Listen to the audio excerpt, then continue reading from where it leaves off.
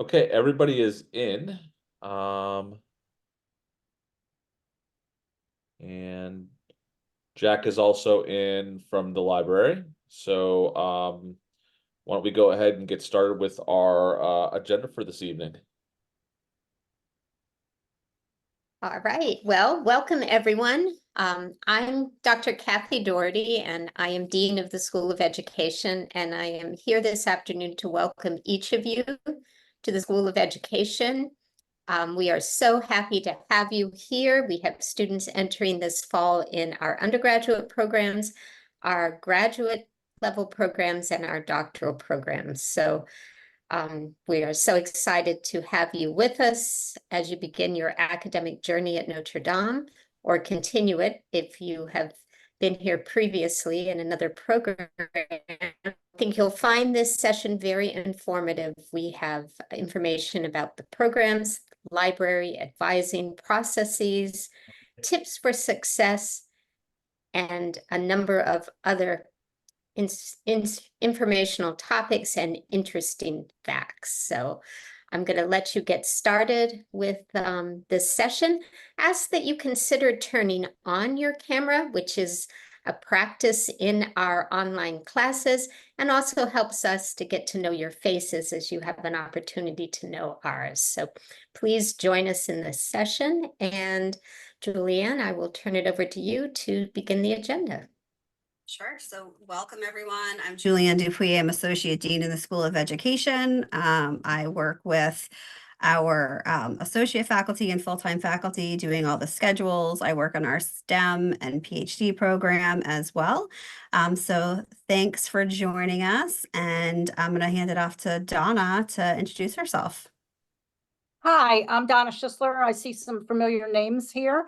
I'm an academic advisor for students getting their master's degrees or postmaster's certifications, and I welcome you.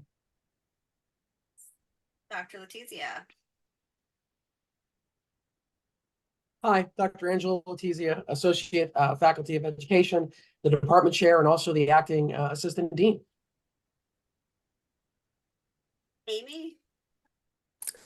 Hi, I'm Amy Kauser. I am an academic advisor for initial certification in the School of Education. Molly. Hi, everybody. My name is Molly. Thanks for joining us tonight. I am the Director of Clinical Field Experience here at Notre Dame, so I oversee and manage and coordinate internships and field experiences. Welcome. And Marcia.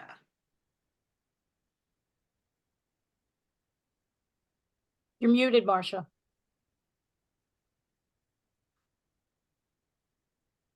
Thank you, everyone. Hi, I hope everyone is having a great evening. My name is Marcia Simpson, and my title is Director of Admission and Advising for Initial Programs. Great. I'm going to hand it back to Ryan, introduce himself, and then you can move on to our library session. Okay, so my name is Ryan Schaff. I'm Associate Professor of Educational Technology. I'm also the chair of the advanced programs here in the School of Education. I'm going to put a link in the chat box. It is to the accompanying website. The School of Education faculty and staff have created this website to kind of help new students along. So this way, if they need to access important information and they need it at their, they need it just in time to do whatever they need to do or find out whatever they need to find out.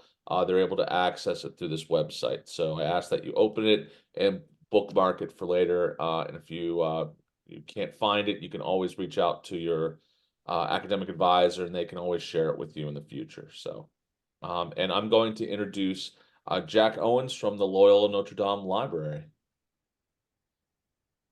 Hi, everyone. My name is Jack Owen. I'm the Outreach and Community Engagement Librarian at the Loyola Notre Dame Library. And I'm just going to give you all a really quick overview of the library today, tell you how you can reach out to us if you have any questions. And so for now, I'm just going to drop a link to my slides in the chat, so then you can access them later as well. Sorry, just one second. I'm going to share my screen.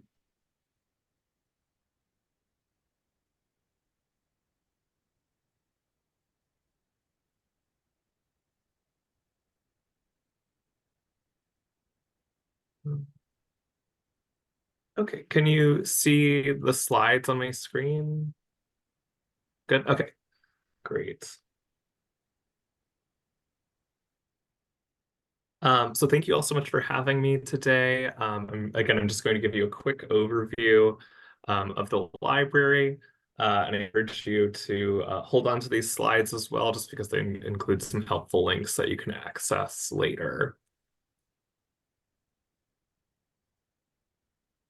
So today I'm just going to quickly tell you a little bit about how you can get help at the library. We'll talk about some of the different library study spaces and events. I'll show you where you can find our library database as well as our education research guide. And then I'll just wrap up with if you have any questions. If you probably already know, but the Loyola Notre Dame Library serves both Loyola University Maryland and Notre Dame of Maryland University. And in terms of getting help at the library, there are a few different ways that you can do this. One is you can always just come right up to the front desk and ask library staff if you have any questions. If you have a more in-depth research question that you need answered, the front desk staff can also call down one of our librarians who we have on call. And we also have our library website, which we'll take a closer look at in just a moment. And the education liaison librarian, her name is Kate Newton. She unfortunately couldn't be here today to lead this orientation, but just know that you can always reach out to her as well at the number listed here or through email at knewton@ndm.edu. So now I'm just going to jump over to the library's website, which is lndl.org. And so this will take you to the main homepage of the website. And there are just a few things I wanted to point out here. So one is this chat with a librarian button down here on the right, bottom right corner. When you click that, it pulls up a chat window where you can speak with a librarian in real time. This service is 24/7. So typically during working hours, it's covered by librarians who work here at Loyola Notre Dame Library. During later hours, it'll be covered by librarians who work in our consortium. So even though they're not necessarily here at our library, they're well versed in our resources and can help you with any questions that you might have. It's a really great resource and it's always a real person on the other end. So you'll never have a robot or AI responding to your questions. In addition, if you hover over help here on the website and go down to Ask a Librarian, that gives you a little bit more information on other ways that you can reach out to us. So again, you can always use that 24/7 chat. You can also call us or you can email a question at askemail@loyola.edu. And you'll typically receive a response within 48 hours. You can schedule a meeting with a librarian ahead of time. So if you're having a bigger research question or working on refining a topic, you can schedule a meeting with a librarian and they can work with you through it. And again, you can also always visit us at our help desk as well. Any questions about how you can get help at the library? Is the meetings with librarians, can you schedule that virtually or does it have to be in person? That's a great question. You can schedule it virtually, so they can definitely meet with you over Zoom or any other meeting platform that you prefer. Thank you. Thanks. Any other questions? Okay. So now I'm just going to quickly talk about some of the library's different spaces. So if you hover over spaces and technology and then go down to available spaces, that gives you some info about all of our various different study spaces. So we have 4 floors here on site that include conversational areas, group study rooms. So if you're working on a group project, you can reserve a study room in advance. We also have quiet, more private spaces as well if you are just really needing to focus on writing a paper or do something individually. The library is just a great space for studying in any capacity you need. In addition, we also have a really cool maker space here at the library. So if you hover over Spaces and Technology again and go down to the Innovation Station, that gives you some more information about our maker space. So some of our technology includes 3D printing, scanning, audio production, recording, button making, laminating. The list really goes on. Sewing and embroidery. And this technology is available to you for your classes as well as for just for fun. Like if you need to take a break and want to do some crafting, you're welcome to use our tech that's here. Some of the technology requires training or assistance with one of our library staff members. So I would just encourage you to check out this page and you can learn a little more about how you can set up an appointment and how you can reserve equipment in advance. Also throughout the academic year, we have pop-up classes where you can actually learn about our different technology and you can create things while you're here. We've had some fun pop-ups with using sublimation to make t-shirts or mugs or all kinds of different classes. In addition, I just wanted to highlight some of the library's events too. So again, we have those pop-up classes throughout the year, but also in just a few weeks, we have Fall Fest coming up. And Fall Fest is a really fun way to kick off the semester for students. We've got lots of free food, including Raising Cane's chicken and fries, snacks, desserts. So definitely encourage you and your students to attend. It's on Thursday, September 5th from 4 to 7 p.m. at the library. Any questions about the library's tech or events? No? Okay. Great. So then I just also wanted to point out, so the library's main search tool, it's actually brand new. It's called OneSearch. We just launched it this past spring to replace Seeker. So when you're doing research, you can search here, and you can search for articles, books, music, video. This is basically the library's main database that searches across all of our different resources. So I would definitely encourage you to start here when you're beginning your research. In addition, we have some more subject-specific databases as well. So if you hover over search and go down to databases, this is where you can find education-specific databases. So if we go to E, you can see we've got education journals. We have ERIC, which I know is a popular database in the education sphere. So definitely encourage you to check out these different databases. In addition, going back to the main page, we have a really helpful education research guide. So if you ever over help, go down to research guides, then scroll down to education. This is our resource guide that's tailored for the education department. You can find great research tutorials.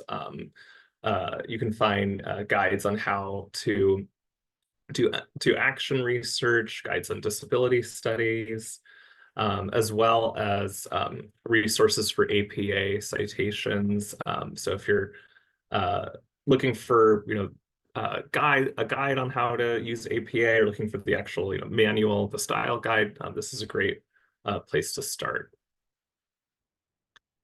Any questions about any of those resources? I know it's a lot of information too that we're going over really quickly. So again, just would always encourage you to use that chat with the librarian button if you've got any questions. This is a great way to reach out to us.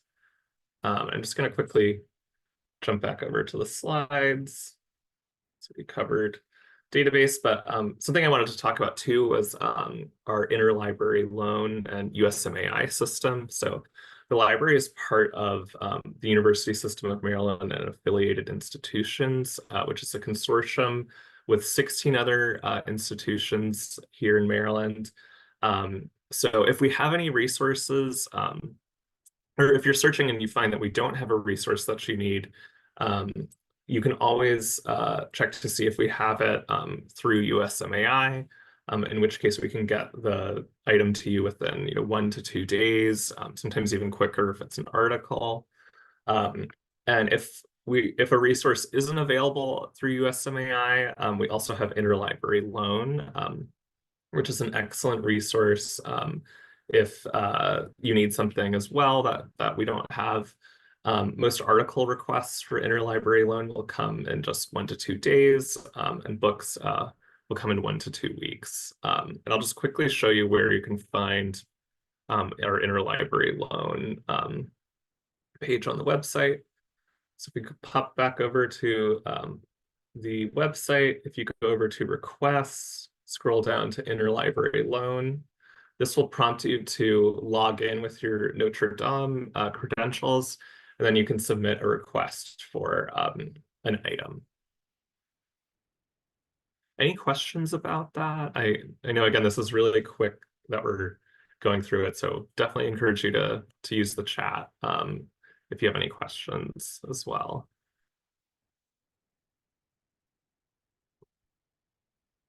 Okay.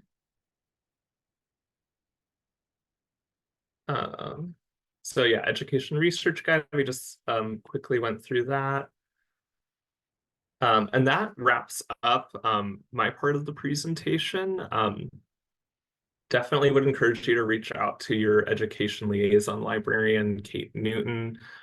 She's an excellent resource if you have any questions about the library, refining an education research topic. Strongly encourage you to reach out to her. And you can also reach out to me as well at jowen@ndm.edu.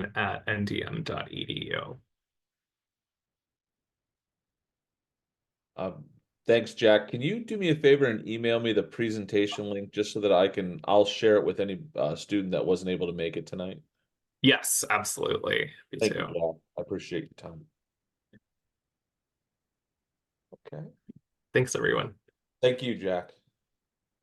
All right, so I'm gonna share my screen real quick and kind of go over the rest of our agenda.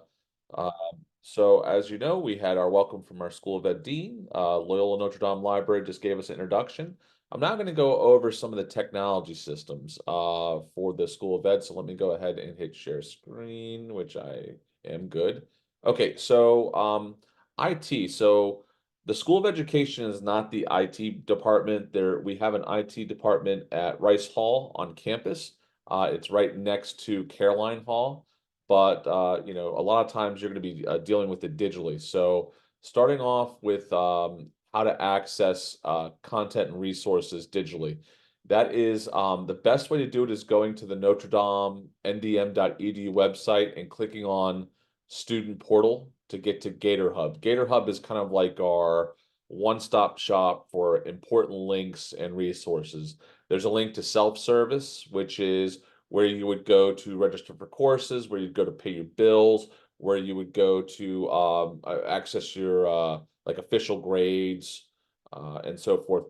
If you want to quickly get to Brightspace, which is our learning management system, if you want to get to email, you can always go to the Student 365 portal as well. And that should, I think mine's still working. We are a Microsoft campus, so it will ask you for logins and so forth. If you ever, we do have two-way authentication. So if you ever forget a password, you're able to set it up to where you can actually have it text you or email you. So I'm gonna, so anyway, I've gone to my Microsoft section real quick. Anyway, for the student self-service, this is a self-service section. Luckily, I was a student earlier, so you can actually see what it kind of looks like. You can see that you can access financial aid here, your student financial information, student planning, grades, etc. Find out information about faculty. So that is the NDMU. If for the email, again, we use Outlook. You're able to access this on your phone and your devices. You can set that up.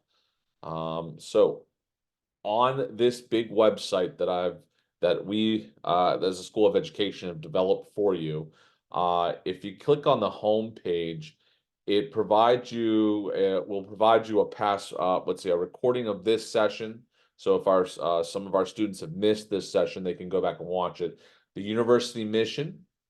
There's also important links like, for instance, the academic calendar. So the academic calendar will link to all of the different days, 2003, 2004, and then here's also the 2004, 2005 calendar that has been updated. So as you can see, we have days, official days off. We have when sessions, when semesters begin, when they end, and just realize that we have the campus is running almost 12 months a year, so it's quite a busy campus. So please make sure to keep access to the academic calendar for so this way you can kind of keep track of your semesters. Hey, Ryan, I just wanted to add one thing too to that. That's really important for students to know when add drop dates are and when they can withdraw from a class and get some money back versus no money back. If you find yourself in a situation during the semester where you just can't continue, for whatever reason it is, you need to make sure that you talk to your advisor and then you can withdraw from the class in time. We'd hate for you, to find out that you just can't finish the class and then you don't withdraw, and you wind up getting an F in the class at a certain date, or you could have had the possibility of getting some tuition back, but you missed that deadline. So just be cognizant of those dates as well. Yeah, and a really important thing, especially speaking as a faculty member, please don't drop off the grid. As in, if there is something that's going on, please communicate with your advisors and your instructors. So this way you can kind of keep them in the loop if something happens, because sometimes students will just drop off and we don't hear from them. So please make sure you're staying in contact with your instructors. To make things easier, I also provided the Gator Hub, the student portal link right here. I've provided a resource. The School of Education Handbook is all here for you. You can either open it up as a PDF and save it, or you can just do it on view only. The Notre Dame of Maryland University has its honor code. It's been around since 1926. I've had the policy uploaded here so that you can read it. We do ask that students place the, you'll see on the syllabus a little bit of language that asks you to please place it on your assignments. This way you are aware that we have an honor code. Go through the framework. Accessibility and disability services. Okay, so Notre Dame, we have an Office of Accessibility and Disability Services.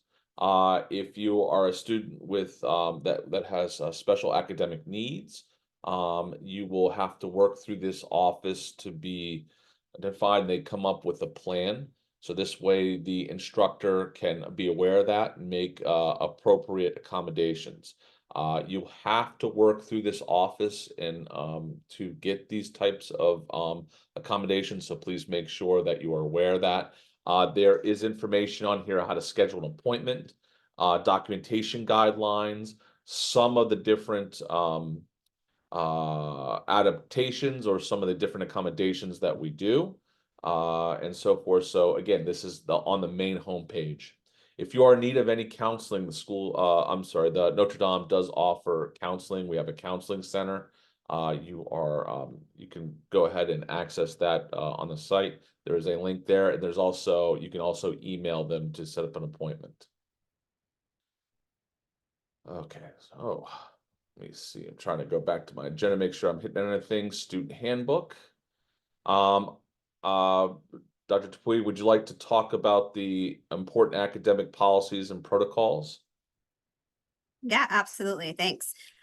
So there's a couple things that we want to make sure we bring to your attention that we see happen every semester. And we want to really bring it to the forefront of this presentation so that you know, have it in the back of your mind, like this is what I'm supposed to do in these different situations. The first thing is a lot of students think that if they just like Dr. Schaff said, they drop off or they can't keep up with the work, that their instructor is just going to give them an incomplete. That's not the policy. The policy is that the student must have completed at least 50% of the coursework. And so if you're thinking about asynchronous class, there might be a lot of discussion boards and also written papers. So you have to think about 50% of that total amount.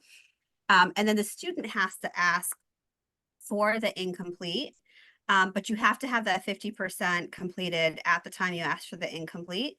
And it has to be for an extenuating circumstance. So whether you have a health issue or you're caring for your parents or, you know, children, something comes up, or there was, you know, a death, it has to be extenuating. You can't use the excuse that, you know, you just fell behind or you just had too much work outside. That's something that you want to keep your instructor, you know, apprised of. And then if you need to talk with your advisor about options for withdrawing and possibly taking the class at another time, you know, that's another option as well. But just remember, incompletes are not just given out if you can't complete the work. The second thing is just appropriate means of communication. If your instructor has their email address listed and then an office and or cell phone number, because a lot of us are off campus, we will be moving to a Teams phone system, so it might be easier to get a hold of people, but not every faculty member is on campus. They might be adjunct faculty or full-time faculty that just aren't sitting in their office every day. So please make sure that you're using whatever type of communication the faculty member requests of you. Typically, we ask that you use your email as your first point of contact, and then give the faculty member 24 to 48 hours to respond to you. If you don't hear anything, you know, touch base with them again, follow up, and then try their office phone. You know, don't use their cell phone to text them or give them a call unless it's an absolute, you know, dire emergency. Our faculty are great about getting back to you. You just need to give them that 24 to 48 hours notice. The other piece is thinking about the appropriate chain of command regarding any sort of course concerns. So, you know, if something were to come up where you didn't agree with a grade that you received on an assignment or your overall course grade, or if you had issues, there is a procedure in the handbook. So I highly recommend that you go through that. It's written out there for you to follow, but basically you have to go to the faculty member first. Like they're always the first point of contact, and have a conversation with them and let them discuss with you, you know, your concerns and what the grading policy is for that.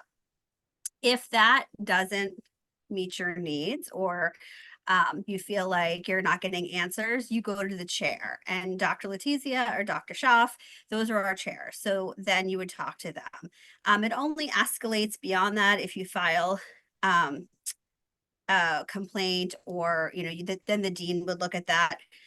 So we do have a procedure for this. Oftentimes, students may jump ahead and not like the response they get, and they go right to the dean, or they go even to the provost or the president. Those people are not going to necessarily respond to you right away. They're going to push you back through the chain of command. So it just makes more sense if you follow that protocol from the beginning. Another piece that I'll end with is the syllabus due dates. So we have to put our syllabi up on our Brightspace pages for you to have, and they all have due dates on them. So please make sure you follow those due dates. They are not suggested dates. They are dates that things need to be completed by. We have been finding that some students, don't get around to turning things in, or they turn things in late and they expect full credit for it. That's not typically how things work. So we ask that you please pay attention to those due dates for all of your assignments and discussion posts and all of those things that are listed on the syllabus, just so that you're keeping pace with everything and that you're on target to finish the class successfully. That's what I have for all the big policy things. If I miss anything, please, Notre Dame colleagues, jump in. No, just for so that you don't feel like you're in the dark ever. Your professors, your faculty are going to be reaching out to you with a lot of information. I will say our Brightspace, our learning management system, is very good about providing you with a lot of information and feedback about due dates, about about keeping aware of what's coming up. So just to let you know, I'm going to go ahead and share my screen now and show you Brightspace. So this way, you'll know where to get your syllabus, where due dates might show up, if the professor or the faculty member programs them to show up. I'm going to go into one of my old courses that are retired. So I went to my student portal and I clicked on Brightspace and I logged in. You will get to these pins. They're organized by semester. If you're a new student, obviously you're going to have one or two, whatever classes you're taking in the fall. I'm just going to pretend that this is the class I'm teaching, or that I'm a student for, but your instructors have the same access to everything. So your instructor is able to send you course announcements. So this way it is being sent to your Notre Dame email. That's why it's imperative that you are starting to become accustomed to using your Notre Dame email. So definitely with your welcome packet, with your technology packet that gives you information on how to access and use your student email, you should be starting to use that, because our systems here are intertwined. We're able to contact you and get back to you quickly using your Notre Dame email. And my announcements are connected to there too. So this way you're getting what course announcements you need through Outlook, through Notre Dame. So when you log in, you will see content. You will also see tools. Underneath tools, there are a couple of important things. This is where you can go to see your grades for the course. So if your faculty member is keeping track of scores inside of Brightspace, if you click on grades, which I cannot do it because this was a past course, if you go to grades, you'll be able to see your feedback from your instructor if they're using this. Also, to do course evaluations, we, just like you and how we evaluate you, we understand that you evaluate us. At the end of each course, we provide you with course evaluations. You are able to access them in Brightspace through a link. To get to information for your course, you can click on content.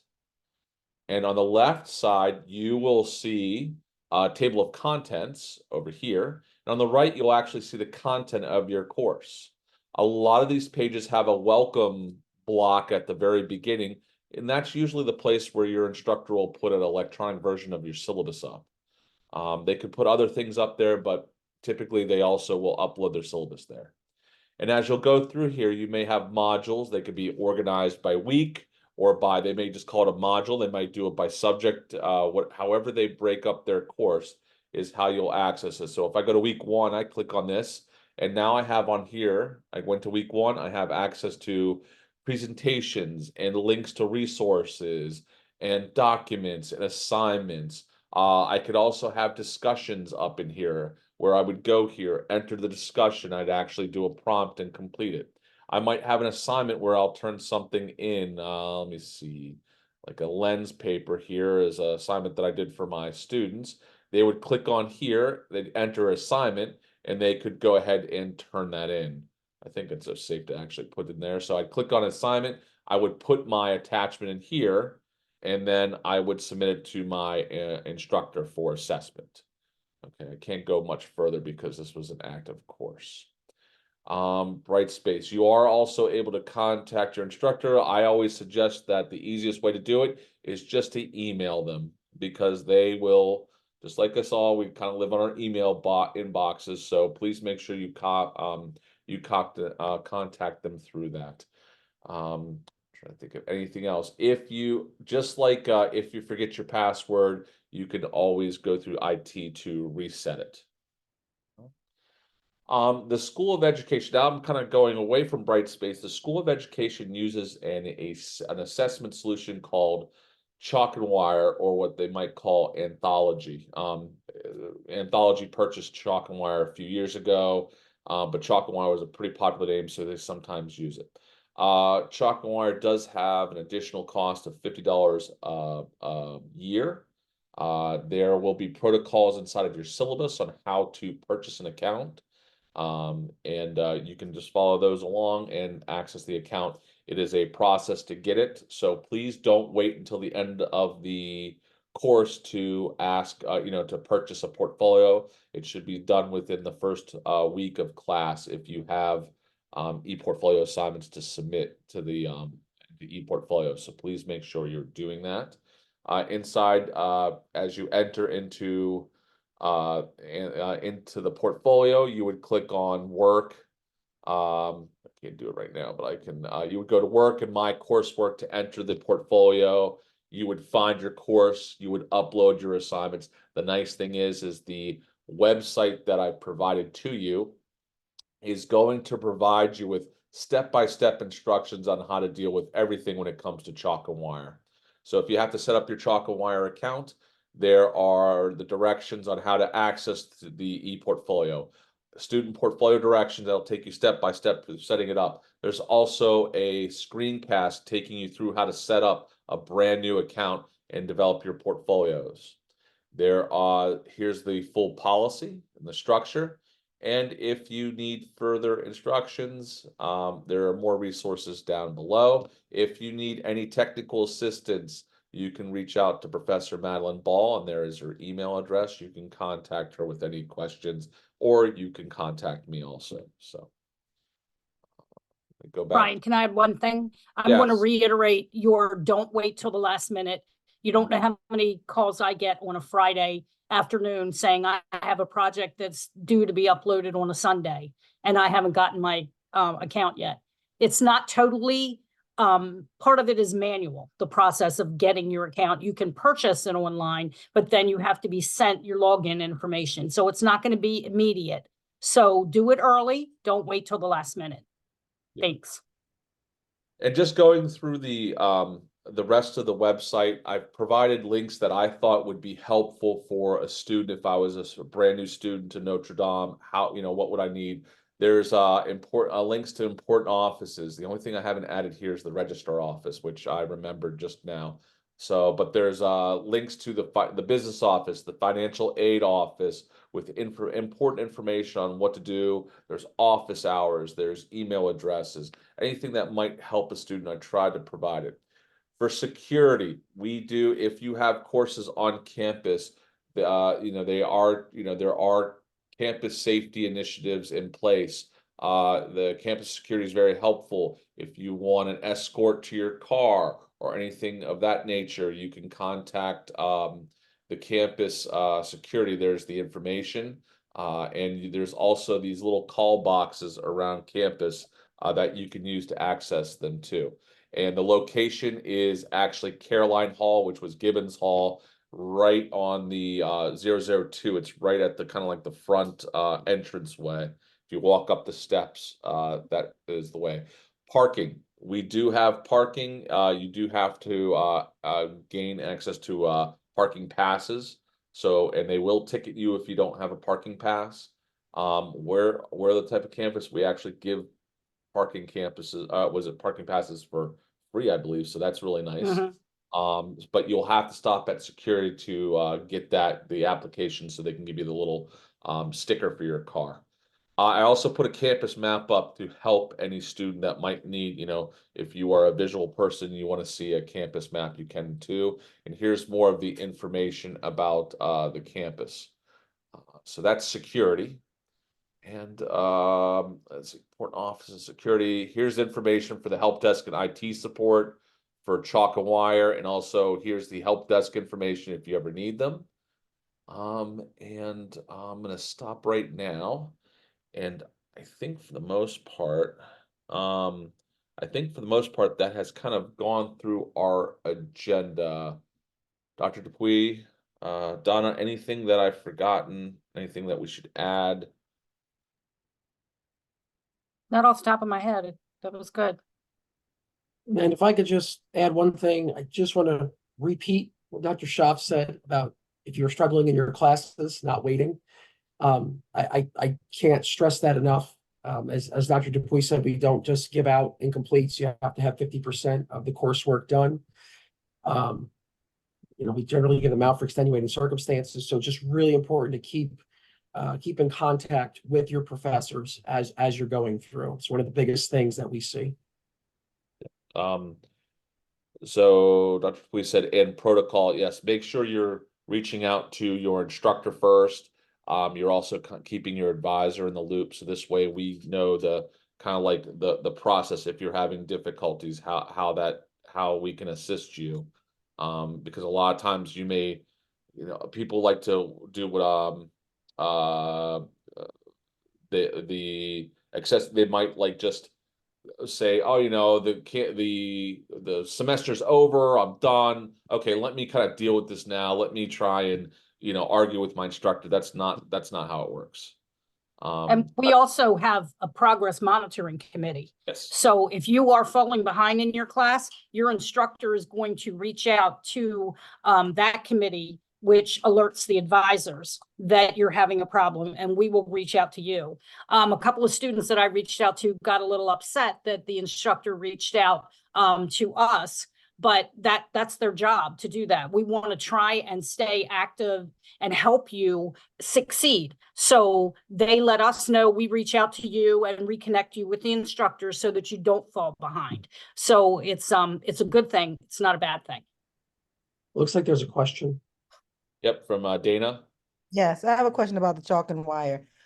Is it advisable to wait until, the start of your class before everything is loaded up like syllabus? Because my first class doesn't start until September actually, but September the 9th. So should we go ahead and register for the chalk and wire now, or just wait until we start seeing syllabus information load up in the account to see if we actually need it? I'm just Good, Dana, good question. It's no problem either way. If you want to wait till the first week of class just to see if there's anything that's going to be due for chalk and wire, because not every single assignment's due in chalk and wire, but you may want to wait till September just so this way we like to make sure that students know this so it's not like a surprise when they start a course like, what's this e-portfolio thing? I was never told about this. This is like us trying to let you know. If you want to, you can contact Professor Ball probably, this week or the next to get access to the e-portfolio. If not, you're more than welcome to wait for the beginning of your course. You need to you need to pay for it first, and then Madeline will send you out your login information. And just one last thing about the Office of Accessibility and Disability Services, just please realize, again, I mentioned that as an instructor, if you come to the instructor without working through that office, you're like, oh, I have a disability, I need services. Unless you're working through that office, I don't want to say we don't recognize it. We try to be accommodating and understanding, but we work through that office so this way we can meet the needs of our students. Reach out to that office, and it should be done at the beginning of the semester. I hate when I've had experiences where on week 12 and my students like, oh, I have a disability, and I'm like, well, you never told me, or I was never notified. I would like to have had those accommodations in place for you earlier. So please make sure that you are contacting that disability support services first, and then you're providing like the written note to the instructor early in the course or even before the course starts. It's not retroactive either, so No. it's the accommodations start on the date that you give the instructor your accommodation sheet. So if you need a medical accommodation, there's lots of reasons you might need an accommodation for a course, a semester. Doesn't have to carry from course to course, but you need to get that documentation. Otherwise, policy wise is that we don't have to grant that accommodation, so please, do that. And also, we are not allowed to go to the accommodations office for you. You as a student have to be proactive and do that yourself. So if you already know that you have something that you're going to need more time for, or, you take longer to read something or do whatever, reach out to them right away and let them know, because again, they take a while to get all of that processed and get it back to you. And then you need to get it to your instructor. Okay. I'm gonna stop recording at this moment.